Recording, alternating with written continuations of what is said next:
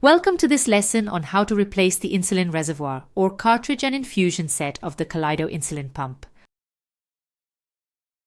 In this video, we will cover the available infusion sets, the 4-step process for changing the insulin cartridge and infusion set, and last but not least, some important do's and don'ts. It's important to note that if you intend to use the Kaleido pump as an automated insulin delivery system with Diabeloop, you should not pair your pump with the Kaleido handset, but instead with the DBLG handset. 1. Different infusion sets. The Kaleido pump has one type of infusion set with a Teflon cannula in a 90-degree angle. You can choose between a cannula of 9 or 6 mm. Additionally, Kaleido provides 2 lengths of tubing, which are included with the insulin cartridge. Most people use the short tubing, 5 cm or 2 inches, to keep the pump close to the infusion site on the skin, but you can also opt for the longer tubing, 30 cm or 15 inches, to wear the pump in your pocket. Below this video, you can find an overview and comparison of the available infusion sets of different insulin pumps, their tubing and cannula lengths, and filling volumes. 2. Insulin cartridge and infusion set replacement. To replace the insulin cartridge and infusion set, gather the following supplies: your Kaleido handset, a charged pump, a body and pump patch, insulin at room temperature, a new insulin cartridge, a syringe and needle, an infusion set inserter, and alcohol wipes. It's important to note that if you intend to use the Kaleido pump as an automated insulin delivery system with Diabeloop, you should not pair your pump with the Kaleido handset, but instead with the DBLG handset. Step 1. Filling the insulin cartridge and the tubing. Start off by washing your hands and preparing a clean flat surface to work on. Be sure to check the expiry date and ensure the packaging and insulin cartridge are not damaged. If there is any damage present, or if it's expired, discard and use another one. Start by opening the packaging from your insulin cartridge by slowly pulling from the bottom. Place your insulin cartridge so that the numbers 1 and 2 are facing towards you. Remove the syringe from its packaging.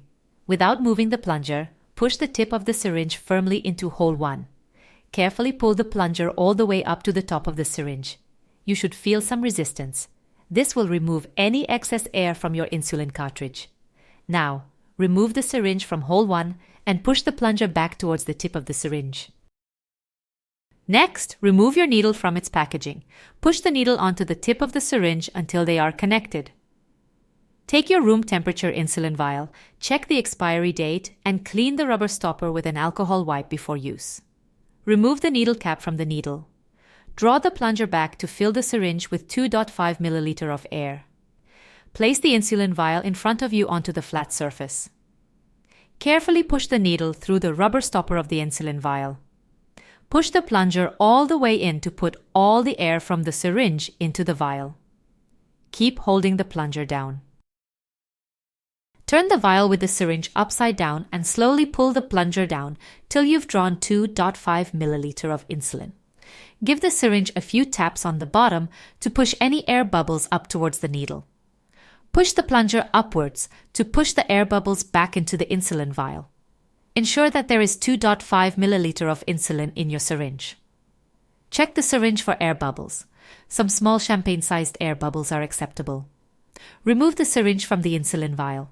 Be careful not to touch the needle. Turn the syringe so the needle is pointing downwards and give a few firm taps on the syringe. This will ensure that any air bubbles that remained in the syringe go upwards near the plunger. Holding your insulin cartridge, gently place the needle into hole 2. Slowly push down the plunger, filling your cartridge with insulin. You must fill your insulin cartridge completely. Stop pushing the plunger when you see a drop of insulin coming out of hole 1. Stop before any air bubbles get transferred into the insulin cartridge. It is normal that some excess insulin remain in the syringe after filling the insulin cartridge. Remove the syringe and dispose of the needle and syringe into a sharps bin. Now you will need to prime and then remove your insulin cartridge from the filling cradle. First, hold the top of your insulin cartridge on both of the round edges and squeeze it further into the filling cradle.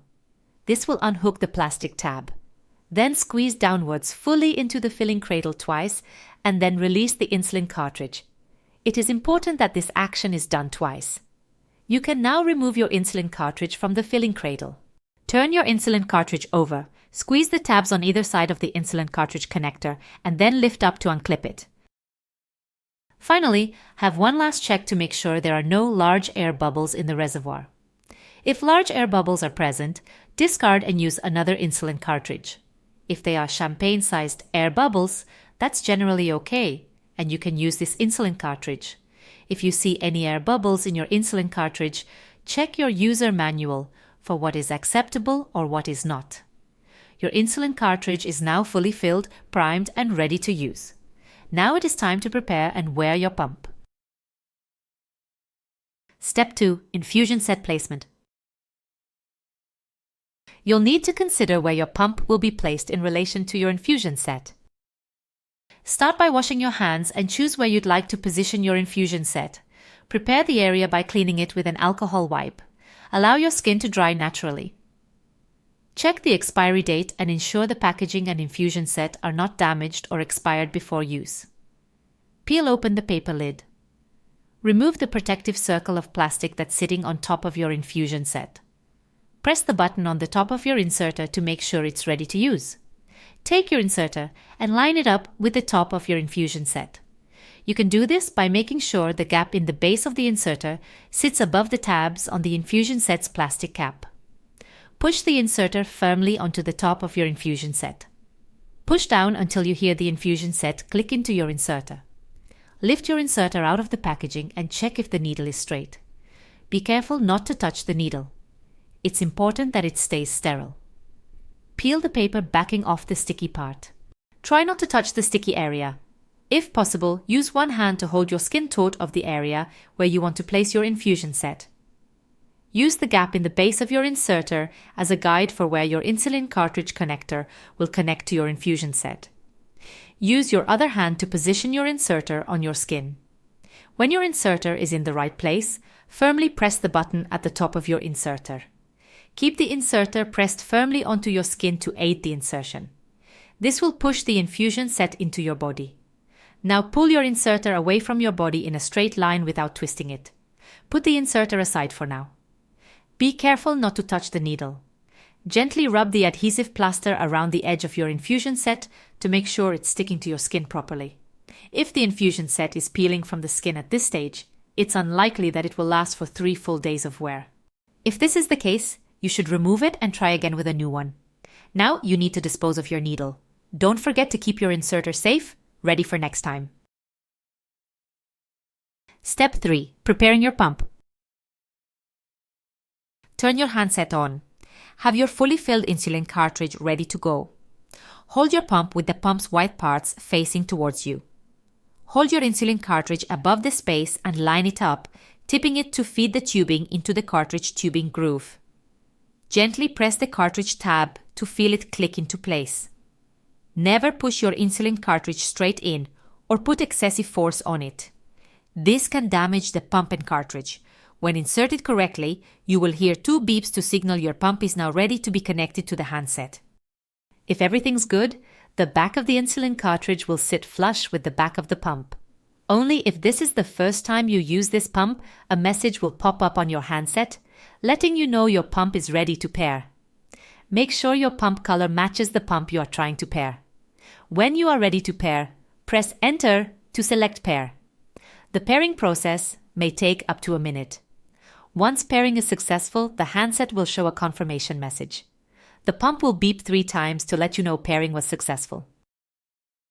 If you have already used and paired your pump previously, your handset will ask you to connect to your pump. Press Enter to select Connect, and now your pump is connected. Now your handset will ask if you have used a new fully filled insulin cartridge. If you just filled your insulin cartridge, press Enter to select Yes. It is time to apply your patches. You will need your pump and body patch. Take your pump patch and peel off the paper backing. This will reveal the patch's adhesive. Stick the pump patch to the bottom of your pump so that it covers the insulin cartridge and the fuzzy hexagon shape is facing outwards. Now take your body patch and without removing its paper backing, stick it to your pump patch by pressing together the hexagon shapes. Make sure the body patch is aligned with your pump. Support the weight of your pump and clip the connector at the end of your insulin cartridge tubing into your infusion set. You'll know it's secure when you hear the 2 clicks as the right and left hand sides connect. Check whether the connector is smoothly aligned with your infusion set. You should not feel bumps or gaps. Holding onto your pump, peel off the paper backing from the top of your body patch. Now it is time to place your pump where you'd like to wear it. Be careful not to stretch or kink your insulin cartridge tubing. When you are using the 30 cm or 15-inch insulin cartridge tubing, place your pump in a secure place. If you are using a new infusion set, you need to prime it first. Select the cannula length you are using and press Enter. Press Enter again to select Yes to start pumping. Your cannula is now being primed. Once priming has completed, your handset will confirm that pumping has started. Your pump is now pumping. Step 4. Removing your pump.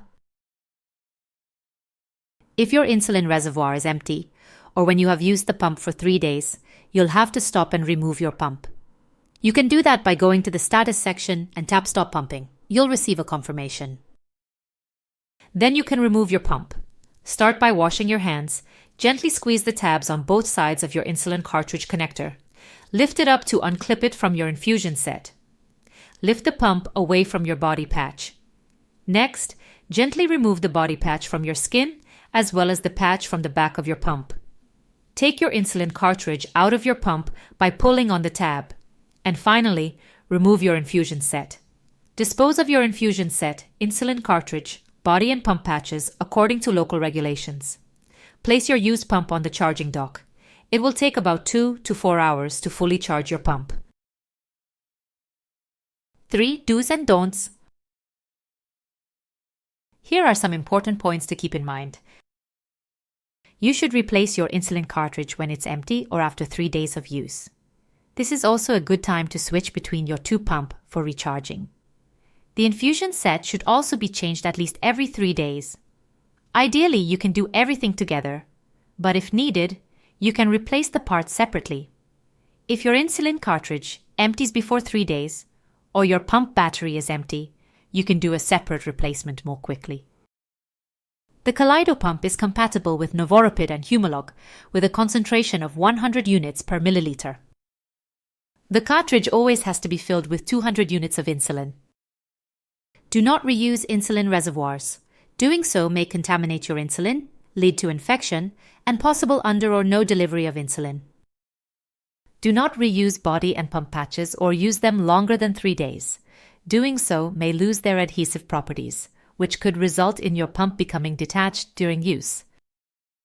Make sure that the back of your pump is clean and dry before you attach a pump patch. This will ensure a better bond between the patch and pump, and prevent your pump from coming loose. Do not pair your pumps to your Kaleido handset if you intend to use the system as part of the Diabeloop system. Once you've placed your pump where you want it, try not to play with it too much, or bring it into contact with water during the first hour of wear. This will make sure it's stuck securely. Remember to check your blood glucose levels 2 hours after inserting a new infusion set. This is the only way to confirm proper insertion and insulin delivery. It's best to avoid changing your infusion set right before bedtime. When temporarily removing your insulin pump, it's best to close the protective cover on your infusion set. If you leave the protective cover open, dirt may enter into the opening, which may cause infections or occlusions. That's it. Now you're familiar with the process of replacing your Kaleido pump and infusion set. We've personally found wearing the pump quite comfortable, hardly noticing its presence. However, if the cannula hits a muscle, it could cause discomfort, in which case it's best to insert a new infusion set.